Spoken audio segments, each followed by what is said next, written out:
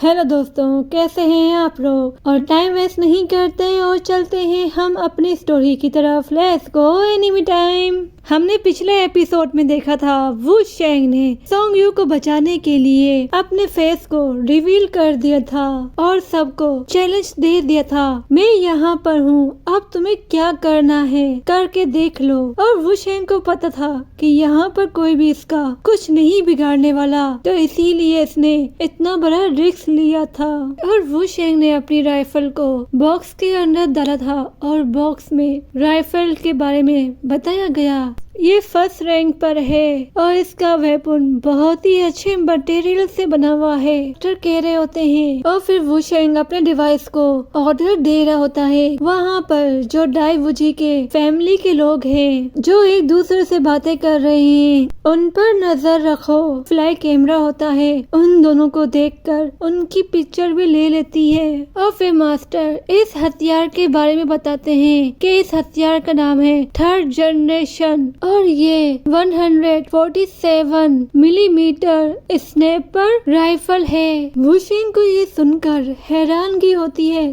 तो पूछता है, आपको इसके बारे में कैसे पता? क्या आपका कोई ताल्लुक है उस दुनिया से? पर जो मास्टर होते हैं सियान को ही देख रहे होते हैं और सियान को वो कोई भी जवाब नहीं देते। और सोंग यू भी वू शेंग का नाम सुनती है तो सोचती है तो ये है वू शेंग। लूजी सवाल पूछता है, तुम मास्टर से क्या कह रहे हो? तो वू शेंग लूजी के पास आता है और पूछता है, क्या तुम्हें इन हेड के बारे में हिस्ट्री पता है कि ये है कौन? तो लूजी कहता है, बस मुझे इतना ही पता है, ये काफी टाइम से यहाँ पर है। और लूजी कह रहा होता है, मास्टर हमेशा ही इस इवेंट को पर्सनली होस्ट करते हैं। तो ये सुनने के बाद वो अपनी राइफल को अंदर डालकर आगे बढ़ जाता है और फिर नेक्स्ट पर्सन की टर्न होती है और सियान जाकर गायों के पास बैठ जाता है और गायों कह रही होती है, इसमें आपकी कोई गलती नहीं है, हम लोग फिर से लोगों के सामने आ गए हैं। और फिर गायों कहती है, क्या तुम सोंग यू के सामने शो ऑफ करने के लिए सबके सामने आए हो? इस बात का जवाब तो वो देता नहीं। हम फिर आखी को देखते हैं जो वहीं पर होती है और फिर सीन चेंज होकर डाई सिया पर आता है और डाई सिया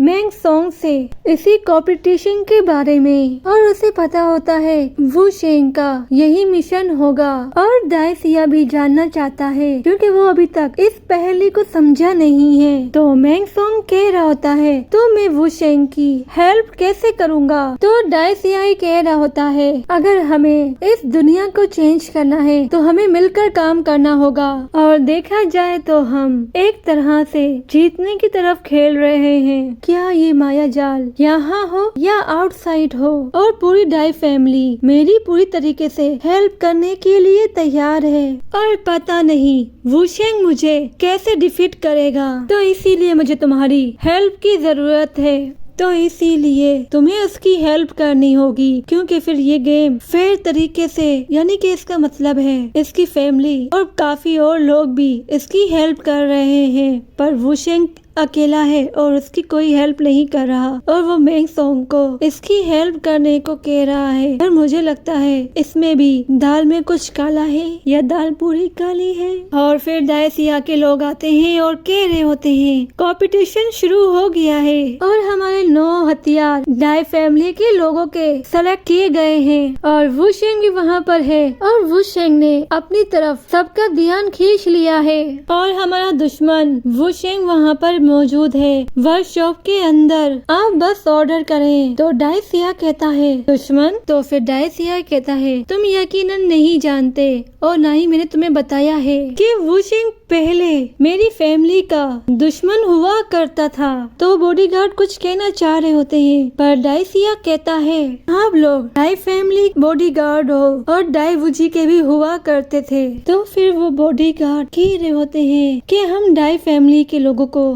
खो देंगे इस तरह तो। और बहुत से लोग कह रहे हैं कि ये कोई बड़ी बात नहीं है, उसने हमारे डाई फैमिली के लोगों को नाराज किया है। और वो कुछ आगे कहते फिर से डाइसिया कह रहा होता है अपनी उंगली के इशारे से, तुम बस वही देखते हो कि वू शेंग ने किल किया है और आपकी फैमिली का फेस बचा हुआ रहेगा, टेंशन ना लो। ये मेरे अल्फाज हैं, आप सिर्फ इतना ही देख सकते हो। अगर वू शेंग मारा गया तो आप और आपकी फैमिली सेफ रहेगी। और मेरी बात उन लोगों को बता दो। और डाइसिया ने उन लोगों को बना कर दिया होता है कि कोई भी वू शेंग पर अटैक ना करे। और डाइसिया ने कहा होता है और मेरी बात उन सभी को जो कंपटीशन में है, उन सभी तक ये बात पहुंचा दो कि कोई भी वू शेंग पर अटैक नहीं करेगा। तो वो दोनों बॉडीगार्ड ये सुनकर अपने घुटनों पे बैठ जाते हैं और कह रहे होते हैं अगर ऐसा हुआ तो हम आगे तक आपकी फैमिली की खिदमत नहीं कर पाएंगे। और वो ब्लेसिंग देने लगते हैं डाइसिया को। तो डाइसिया कहता है मैं समझ गया कि तुम्हारी बात का क्या मतलब है। और फिर दूसरे दिन के कंपटीशन को दिखाते हैं, जहाँ पर इस कंपटीशन को देखने के लिए बहुत सारे लोग आए हुए होते हैं और सोंग मिंग भी आ गया होता है वू शेंग की हेल्प करने के लिए। और वहाँ पर सर्कल के अंदर बहुत सारे डमीज को दिखाते हैं और जितने लोगों ने भी इस कंपटीशन को जीता होता है वो सभी लोग बाहर उस राउंड के बाहर खड़े होते हैं। और सोंगयू के बराबर में ही रेड किलर गर्ल भी होती है, शायद इसलिए कि इस पर कोई अटैक ना करे और रेड किलर इसकी हिफाजत कर सके। और फिर हम वू शेंग को देखते हैं जो इसके पास टैंग फैमिली का वो लड़का खड़ा होता है और गायों की आवाज आती है डिवाइस के अंदर और वो कह रही होती है मास्टर आखी भी यहाँ पर आई हुई है इस कंपटीशन के अंदर। और सभी लोगों को दिखाते हैं और सभी लोग हेड मास्टर को ग्रीट कर रहे होते हैं। और लूजिंग कह रहा होता है काफी सारे हथियार को चेक करने के बाद 42 लोगों को सिलेक्ट किया गया है और इन सभी के अंदर 5 लोग ऐसे हैं जिनके पास बहुत ही ज्यादा पावरफुल हथियार हैं और 18 लोग वो हैं जिसके पास फर्स्ट ग्रेड का हथियार मौजूद है और सीक्रेट वेपन 6 लोगों के पास है जो 3 ग्रेड का हथियार है। और फिर गायों को दिखाते हैं जो कोई चीज नोट कर रही होती है। और फिर लूसिया कह रहा होता है और यहाँ पर 4 तरह की डैमीज मौजूद हैं, भूसा, लकड़ी और पत्थर और खास मटेरियल से बनी हुई डमीज है। और इन डमीज को तोड़कर वो लोग पॉइंट हासिल करेंगे। और घास की जो बनी हुई डमी है उसका 1 पॉइंट है और जो लकड़ी की है वो 2 पॉइंट्स हैं और स्टोन के 5 पॉइंट हैं और जो खास मटेरियल है उसके 10 पॉइंट्स हैं। और सभी प्रैक्टिस करने वालों को 10 सेकंड का टाइम दिया जाएगा और उनको इस टाइम के अंदर अपने पॉइंट बनाने होंगे और जो ज्यादा पॉइंट बनाएगा उसके जीतने के चांस ज्यादा होंगे। और फिर गायों को दिखाते हैं जिसने लिखना कंप्लीट कर लिया होता है और वो वू शेंग के पास आती है और गायों बता रही होती है 6 और 5 लेवल के मास्टर कल ही डाई फैमिली की खिदमत करना छोड़ दिया है और ये क्यों हुआ है पता नहीं, पर आपको इस कंपटीशन के अंदर बचना पड़ेगा। और वू शेंग सोच रहा होता है इन लोगों ने ऐसा क्यों किया। तो गायू कहती है पॉइंट ये नहीं है, आपकी जान खतरे में है। तो वू शेंग कहता है तुम फिक्र मत करो, ग्रैंड मैजिक ट्रैप किया गया है तो मुझे कुछ नहीं होगा। तो गायू कह रही होती है ग्रैंड मैजिक ट्रैप हर चीज को खामोश तो कर देती है, पर वो हर चीज करने की पूरी कोशिश करेंगे जिससे वो आपको हर्ट कर सके। तो मास्टर आप इसे छोड़ दें। तो वू शेंग कहता है तुम फिक्र नहीं करो, मैं सब संभाल लूंगा।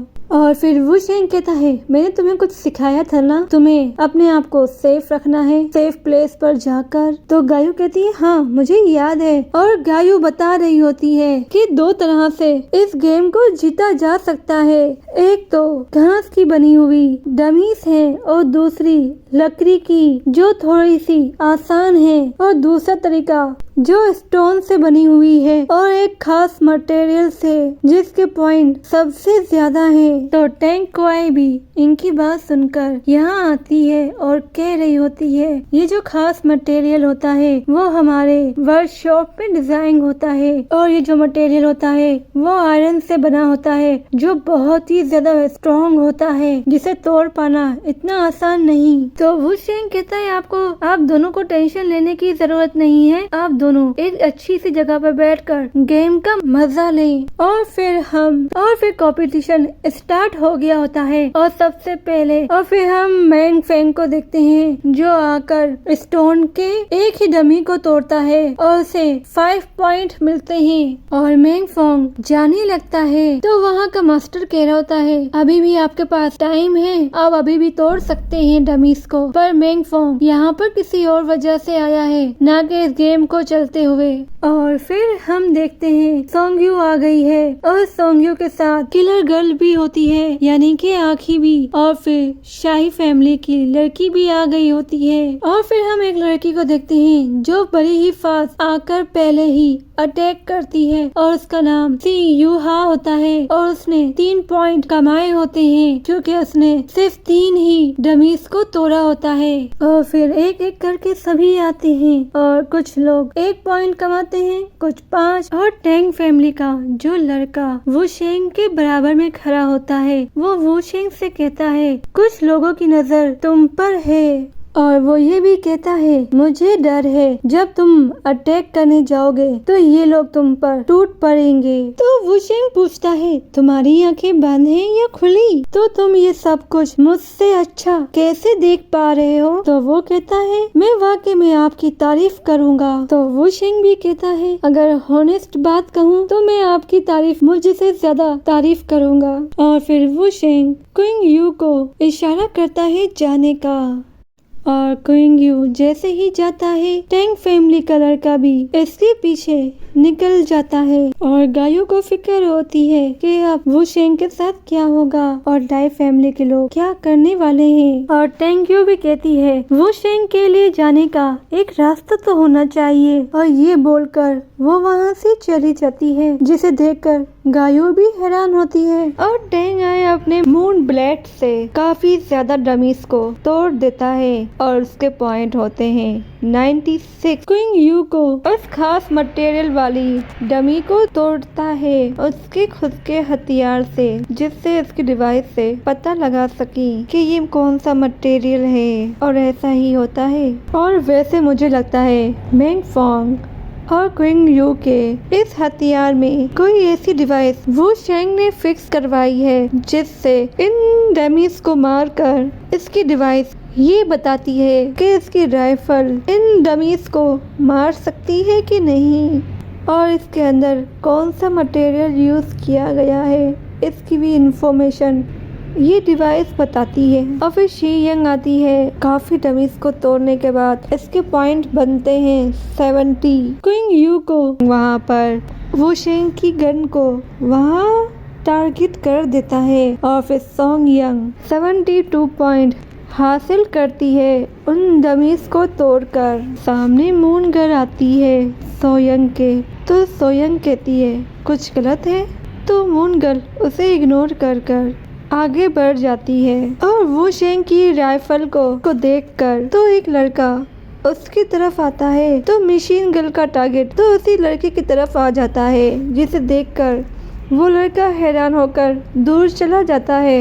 अभी मून गर्ल कुछ करती इससे पहले ही वू शेंग कहता है अब मेरी बारी है। और वू शेंग सभी से कह रहा होता है मैं जब से इस दुनिया में आया हूँ यहाँ मुझे बहुत लोग मिले हैं और मेरे बहुत ज्यादा ही एनिमीज हैं जो मेरे दोस्तों की भी जान लेना चाहते हैं और कंपटीशन जीतने के लिए मुझे मार भी डालना चाहते हैं और मेरे साथ मिलकर वर्ल्ड को चेंज करें। और मेरी जिंदगी बहुत ही पावरफुल इंसान के साथ जुड़ी हुई है जो सबसे ज्यादा इंटेलिजेंट है, पर ये बेवकूफ लोग समझ नहीं पाएंगे। और डाई फैमिली के वही सिक्योरिटी गार्ड खड़े होकर गुस्सा करने के लिए आगे बढ़ रहा होता है, पर उनका साथी ही उसे रोक देता है और फिर वू शेंग अपनी राइफल को कमांड दे देता है और वो एक एक करके नमीस पर गोली चला रहा होता है। फिर राइफल का मोड चेंज होता है और फिर मोड मटेरियल पे आता है तो उसके अंदर से रेजर लाइट निकलती है और काफी ज्यादा ही नमीस को डैमेज कर देती है। और फिर वू शेंग पूछता है मेरा स्कोर क्या हुआ, तो वू शेंग का स्कोर होता है 360 और साथ ही डिवाइस कहती है अब ये राइफल मटेरियल मोड कुछ टाइम के लिए वर्क नहीं करने वाला। और यहीं पर वो आदमी कह रहा होता है कि सेकंड राउंड अब खत्म होता है और वही दोनों बॉडीगार्ड तलवार लिए खड़े होते हैं कि वो वू शेंग पर अटैक करेंगे और वो दोनों ही आगे बढ़ने लगते हैं वू शेंग की तरफ। पर मेंग सोंग ऐसे कैसे होने दे सकता था, वो भी वहीं पर होता है और अपनी फैन की मदद से वू शेंग की जान बचा लेता है। और मेंग फेंग का फैन देखकर वहाँ का वो मास्टर कह रहा होता है वर्कशॉप के अंदर मैजिक वेपन यूज करने की किसकी हिम्मत हुई, मैं सोंग फैमिली से ताल्लुक रखता हूँ और मैं वू शेंग का बहुत ही अच्छा दोस्त हूँ। और मेंग सोंग आते हुए कह रहा होता है जितने भी पावरफुल लोग या इंटेलिजेंट लोग तुमसे कंपेयर नहीं कर सकते और अगर वो चाहें तब भी उनकी पावर आपसे ज्यादा नहीं हो सकती। और यहीं पे हमारा एपिसोड खत्म होता है। नेक्स्ट पार्ट में मिलेंगे, जब तक आप मेरे चैनल को लाइक सब्सक्राइब करना मत भूलना और साथ ही बेल आइकन को भी प्रेस करना जिससे आपको मेरी ये वीडियो मिलती रहेगी। जब तक के लिए बाय बाय।